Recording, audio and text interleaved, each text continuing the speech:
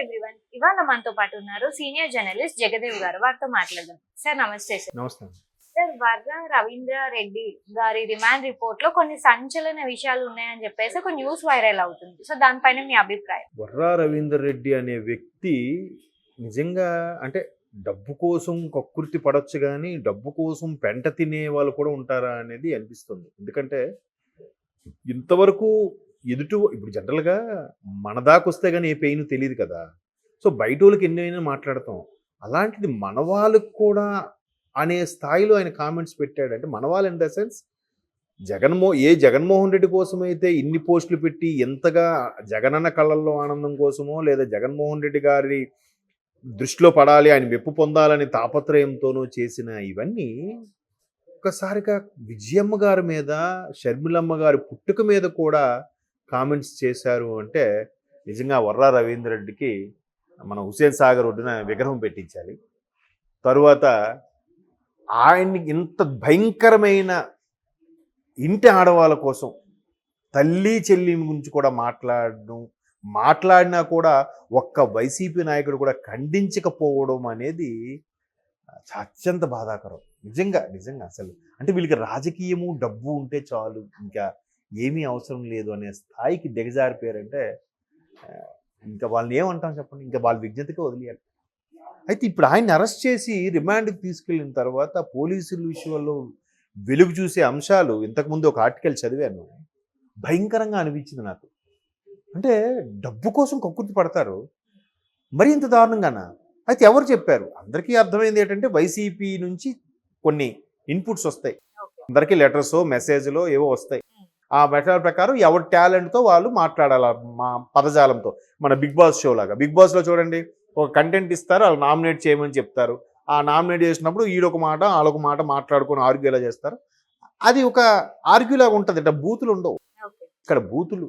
ఆ వర్రా రవీంద్ర రెడ్డి అయితే అయ్యో బాబోయ్ మహానుభావుడు, అసలు ఏం ఆలోచనో ఏం పదజాలమో తెలియదు కానీ చాలా అద్భుతమైన పదజాలం ఆడుతున్నాడు. నిజంగా ఆ సాంస్క్రిట్ ఎక్కడ నేర్చుకున్నాడో ఆయన. అంటే మరొకడు ఆ పదం వాడాలంటే బొడుకు పుట్టాలి, అలా చేయాలి నిజంగా ట్రీట్మెంట్. అంత భయంకరమైన పదం. అంటే నేను చర్చించడానికి కూడా, డిస్కస్ చేయడానికి కూడా నా నోరు యాక్సెప్ట్ చేయట్లేదు అటువంటి పదజాలం వాడడానికి. సో అంత చేసిన వ్యక్తికి రిమాండ్ తీసుకెళ్తే ఆయన చెప్పినవి ఏంటంటే, ఫస్ట్ వివేకారెడ్డి అని ఎవరో ఉండేవాడంట ఈ సోషల్ పోస్ట్ చేయడం. తర్వాత ఎప్పుడైతే సకల శాఖ మంత్రిగా పేరొందిన మన సజ్జల గారు అబ్బాయి సజ్జల భార్గవరెడ్డి గారు వచ్చారో, ఇంకా ఆయన నువ్వు చీఫ్ జస్టిస్ల మీద కూడా కామెంట్ పెట్టు, ఈ జడ్జిల మీద కూడా కామెంట్ పెట్టు, వాళ్ళు అమ్ముడుపోయారని పెట్టు, ఏవో రకరకాల సూచనలు ఇచ్చారంట. కొద్ది రోజులకి ఈయన ఐడిని వాళ్ళే తీసేసుకొని ఐడి పాస్వర్డ్ వాళ్ళే ఫేస్బుక్లో పోస్టులు పెట్టడం గట్రా స్టార్ట్ చేశారంట. అది కాకుండా విజయమ్మ గారి మీద, షర్మిలమ్మ గారి మీద కూడా అంత భయంకరంగా పోస్టులు పెట్టడానికి ఎవరు కారకుడు అంటే మన ఎంపీ అవినాష్ రెడ్డి గారి పిఏ ఫోన్ చేసి చెప్పారంట. చూడండి, అంటే ఎంత మళ్ళీ డిస్కస్ చేసుకునే వాళ్ళంటే ఇలా పెడితే బాగుంటుందా, అలా పెడితే బాగుంటుందా, వర్స్ట్గా వల్గర్గా ఎలా ఉంటుంది, ఫిల్తీ లాంగ్వేజ్ అంటారు, మీరు ఎప్పుడైనా విన్నారు లేదు, అంత వర్స్ట్ లాంగ్వేజ్తో పెట్టు మీకెందుకు అనుకోని కూడా వీళ్ళు సపోర్ట్ ఇస్తూ చేపిస్తున్నారంటే చూడండి వాళ్ళు ఎంత దారుణం. ఏం చేయాలి అసలు వాళ్ళని చెప్పండి. అంటే విజయమ్మ గారి యొక్క దీని మీద కూడా సందేహపడుతూ పెట్టిన కామెంట్స్ ఏంటి, షర్మిలమ్మ గారి పుట్టుక మీద కూడా పోనీ ఆవిడ ఇంటి పేరు మారింది అన్నారంటే ఓకే, ఆవిడ ఆస్తులు అడుగుతున్నట్టుగా ఎక్కడైనా రోడ్ ఎక్కిందా? ఫస్ట్ వీళ్ళే కదా సరస్వతి పవర్కు సంబంధించి నేషనల్ లా ఆఫ్ కంపెనీ ఉంది, దానికి అప్రోచ్ అయ్యారు, ఆ గిఫ్ట్ డీడ్ క్యాన్సిల్ చేద్దామని చెప్పి. వీళ్ళు అప్రోచ్ అయ్యా, మళ్ళీ ఆవిడ చేశారని అనడం ఏంటి, అసలు ఎంత భయంకరంగా పోస్టులు పెట్టడం ఏంటి, అసలు చాలా దారుణం. అలా పోస్టులు పెట్టినప్పుడు కూడా వీళ్ళు కనీసం అధినేత జగన్మోహన్ రెడ్డి గారు కూడా ఎక్కడ ఖండించలే, ఎక్కడ మాట్లాడలే. ఏమనంటే నా అభిమాని అలాగే పెడతాడని ఫీల్ అవుతున్నారో ఏంటి మీ తల్లి. అంటే ఇలా చూపిస్తూ 3000 మీ కుటుంబం వైపు చూపిస్తున్నాయి కదా, అటు తిరిగి ఇటు తిరిగి మీరు ఎవరి పేరుతో మీరు పార్టీ పెట్టారో, ఎవరి పేరుతో మీరు ఎంత వాళ్ళు అయ్యారో, ఎవరి పేరు వల్ల మీరు ఈ స్థాయికి వచ్చారో అటువంటి ముఖ్యమంత్రి, మా దివంగత ముఖ్యమంత్రి పేరుని చెడగొడుతున్నారుగా. రాజశేఖర రెడ్డి గారి యొక్క నేముకు ఫేమ్కి ఒక్కసారిగా తునాతునకులు అయిపోతుందిగా.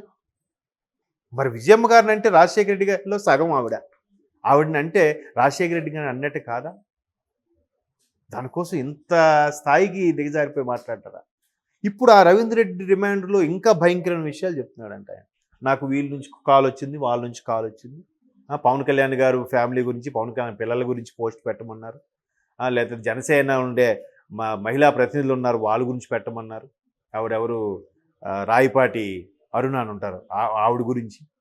ఇంకా మరి ఇక్కడ లోకేష్ గారి గురించి, లోకేష్ తల్లి గారి గురించి అందరూ అమ్మ షర్మిలమ్మని విజయంని వదలని అనుడు ఇంక వీళ్ళని ఎవరిని వదులుతారమ్మ వాళ్ళు.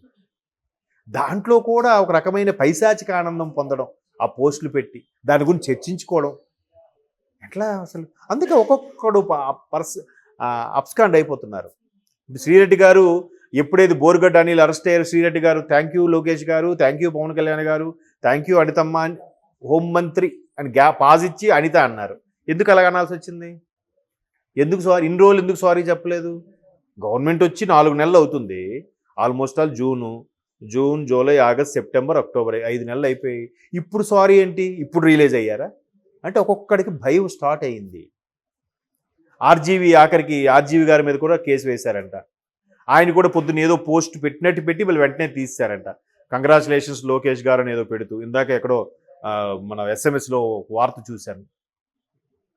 సో ఇట్లా ఒక్కొక్కరు ఎందుకు మరి అంత పోటుగా అంత ధైర్యంగా కామెంట్ చేసి ట్వీట్లు పెట్టిన వాళ్ళు ఇప్పుడు ఎందుకు భయపడుతున్నట్టు? లోకేష్ రెడ్ బుక్ భయపడుతున్నారా, లేదా పోలీస్ వ్యవస్థకు భయపడుతున్నారా, కూటమి ప్రభుత్వానికి భయపడుతున్నారా? కూటమి ప్రభుత్వం కూడా వీళ్ళు ఎప్పుడైతే భయంకరంగా విజయం లాంటి వ్యక్తి మీద కూడా పెట్టారో ఇప్పుడు కదా అందరూ సమావేశమై చర్యలు ఇంకా వీళ్ళు అడ్డు అడుపు ఉండట్లేదు, వీళ్ళకి బ్రేక్ వేయాలని కదా ఇప్పుడు కదా మీటింగ్ పెట్టుకున్నది.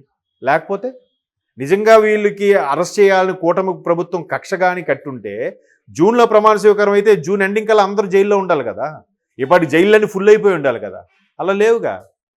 ఇప్పుడు చెప్పండి, కక్ష కాదా? కాదు. ఎవరు గోతి వాళ్ళు తవ్వుకుంటున్నారు. తవ్వుకొని ఒక్కొక్కడు విషయం బయటకు, అంటే ఏమీ చెయ్యలేక అక్కసుతో కడుపు మంటతో పెడుతున్న కామెంట్స్గా కనిపిస్తుంది. మరోవైపు షర్మిలమ్మ గారు చేసిన తప్పేంటి?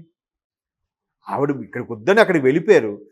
కాంగ్రెస్ అధిష్టానం, కాంగ్రెస్ ఇక్కడ పూర్తిగా భూస్థాపితం అయిపోయింది, మరలా బతికించుకోవాలని తాపత్రయంతో ఆవిడ పీసీసీ చీఫ్ చేశారు.